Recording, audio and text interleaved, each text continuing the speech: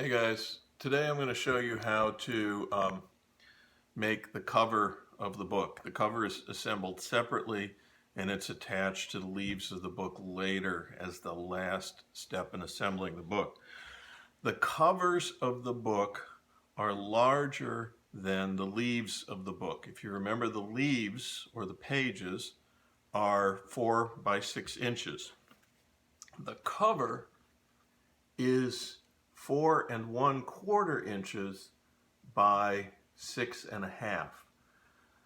That allows 1/4 of an inch, and you can see the dotted line, 1/4 of an inch at the top, 1/4 of an inch at the foredge of the book, or the sort of the front of the book, 1/4 of an inch at the bottom or the foot of the book, for the cover to extend beyond the pages. The reason for that is the cover not only gives support to the book, but it provides protection for the pages so that the pages don't get dinged up. The spine edge, however, does not have that overlap. The very edge of the leaves is going to line up with the very edge of the cover. That's why there's only an extra 1/4 inch this way, but an extra 1/2 an inch this way, because there's a 1/4 at the bottom, 1/4 at the top. So that is the size of the cover, and you need 2 of those. Now I'm going to turn down to the table so you can see what's going on. There's my big hand. All right, so I have 2 covers. These are some pieces of mat board, and I have drawn out on some paper some measurements. This paper is sort of a brown, is sort of a mottled brown red, like a heavy wrapping paper or decorative paper. I don't know where it came from. It's laying around the house. But on the back of it, which is white, I've started to draw out where the covers go.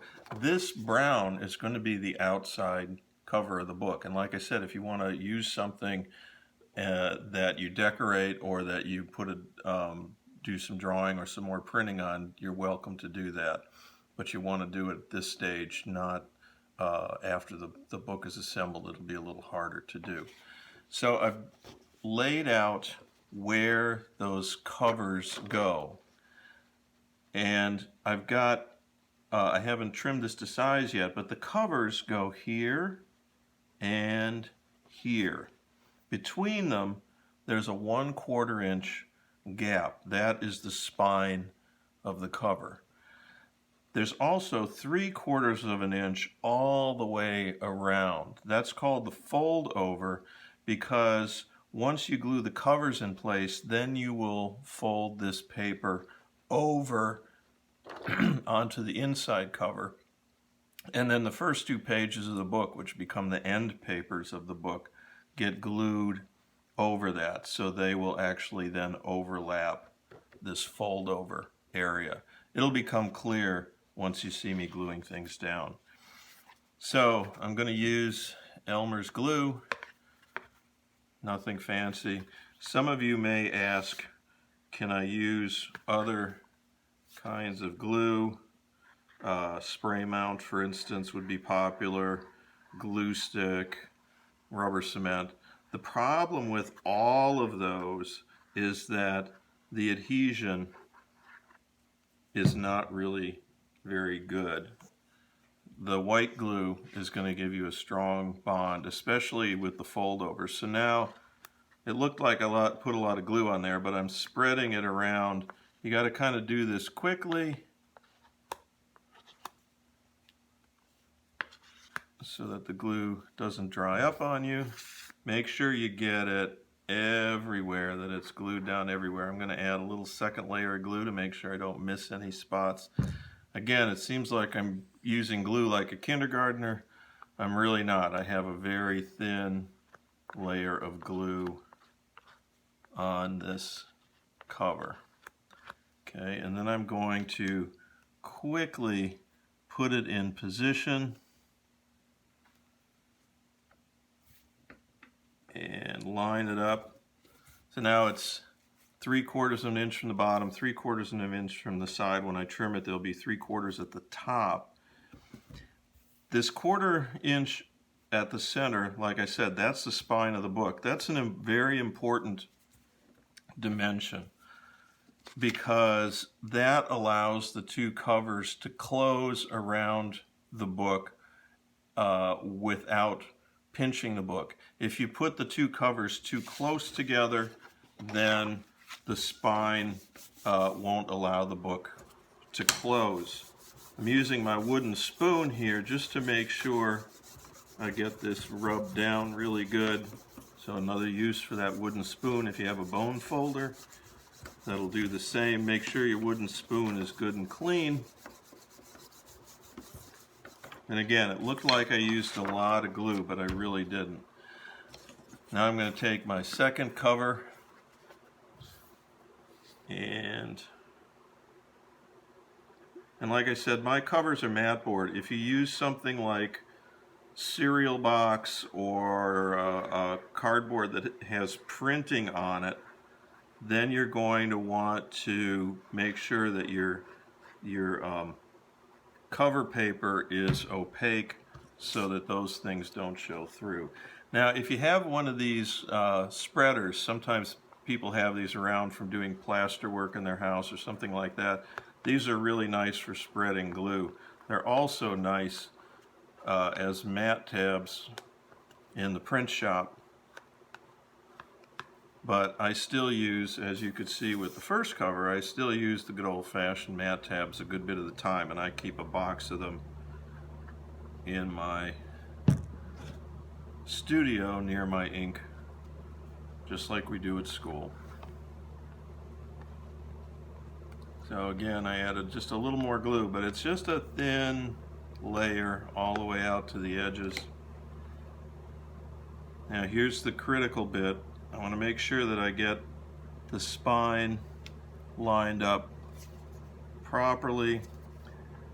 You can even take a ruler and make sure that the two covers line up perfectly down at the bottom and at the top. Again, I'm going to use my trusty spoon to burnish this down, make sure it's stuck real well.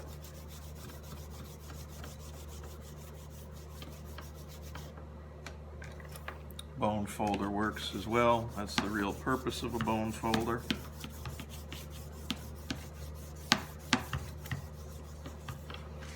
Okay. Because the glue is so thin, it dries very, very quickly. So now I'm going to cut the excess paper off. First, I'm going to cut it at the top and the side. There's one more very important cut to make at each corner.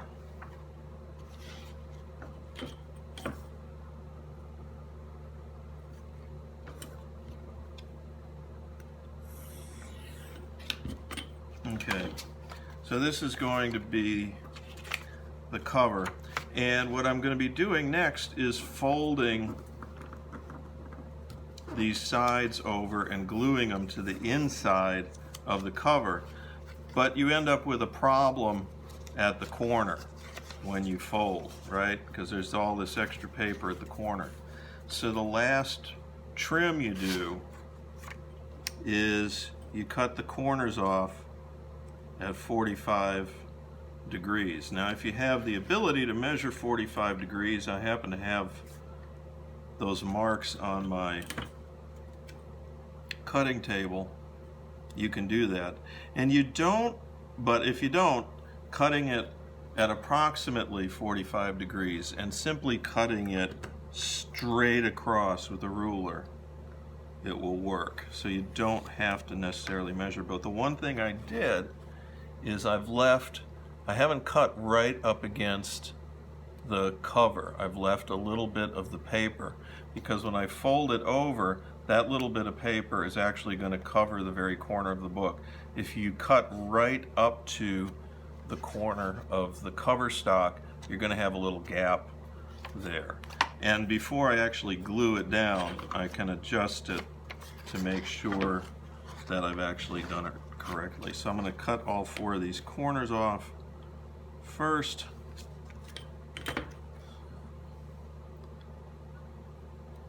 And I'm taking advantage of the fact that I've got the 45-degree marks on my cutting board. And like I said, as long as you cut it straight, it will fold over neatly, and the two folded sides will line up. Now I may find that I'm being a little conservative. I may find when I fold this, I have to go back and cut just a tiny bit more off to get the fold right. But the distance I'm leaving is just a tiny bit more than the thickness of the cover. So if you're using something like a cereal box material, which is thinner than mat board, you can cut a little closer to it. If you're using mat board, which is thicker, then you have to cut a little further away. So I'm going to fold this over. Yeah, I need to go probably just a tiny bit farther. It's pretty close. Pretty close. I'm just going to trim a tiny bit more off.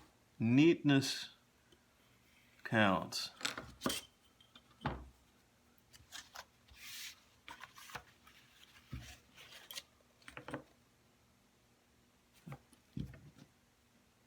I'm just taking a shave off of each one. That one looks pretty close. This one's big. Just a hair. Because if you get this dimension right, when you fold it over one way and then fold it over the other way, they will either just line up or just slightly overlap. Okay? And just go ahead. Oh, that one's dead perfect. That one is dead perfect. So I'm just going to test all of them. This is good. This one's still a little big.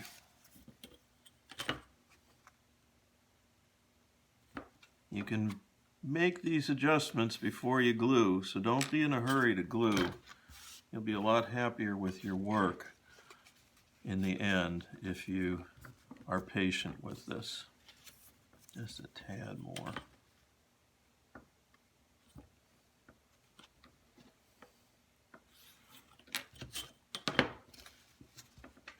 What is there to live for if we do not live for a life of quality? So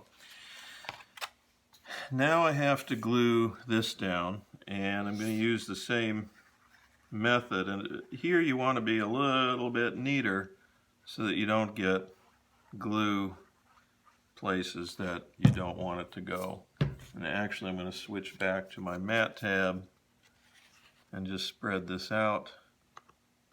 Keep it neat. You don't want it to, you're going to see a lot of this folded over edge on the inside cover of the book.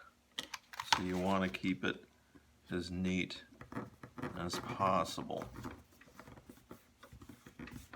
You're going to see more than half of this showing. Okay, so that's glued down tightly, nicely folded over on the edge. Now these sides you're going to continue all the way along, and you're not going to make any cut or anything here. You're just going to glue this all the way across, but you are going to push that down, and I'll show you that right now.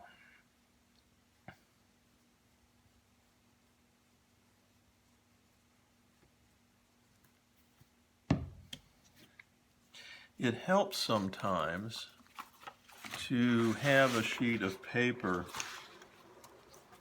underneath just to keep your work surface clean. So if I get a little glue, this is going to be really important later on when you're assembling the book at the very end of the project.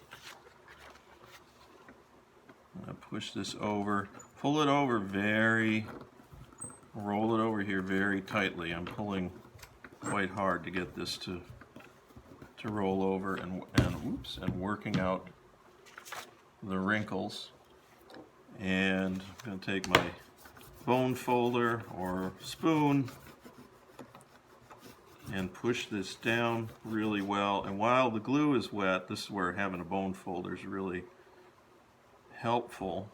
But if you don't have a bone folder, try using this part